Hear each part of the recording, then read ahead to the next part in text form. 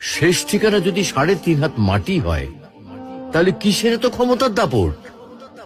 ভোর 5টায় মৃত্যু, সকাল 6টায় জানিয়ে দেওয়া হবে মাইকে, 8টায় শেষ গোসল করানো হবে, 9টায় তোমাকে নতুন কাপড়ে সাজানো হবে, জোহরের নামাজের পরে তোমার আলিশান বাড়ি থেকে বের করে নিয়ে যাওয়া হবে, 2টায় তোমার জানাজার নামাজ পড়ানো হবে, 2:30টায় তোমাকে কবরে নামিয়ে ফেলা হবে।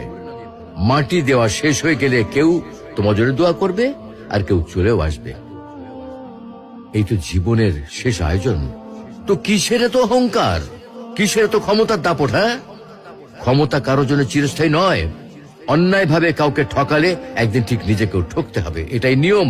হ্যাঁ, এটাই নিয়ম। ভোরের সূর্যোদয়ের আলোতে যে পৃথিবী আলোকিত হয়, সন্ধ্যার সূর্যাস্তে তা আবার হারিয়ে যেত দেখি।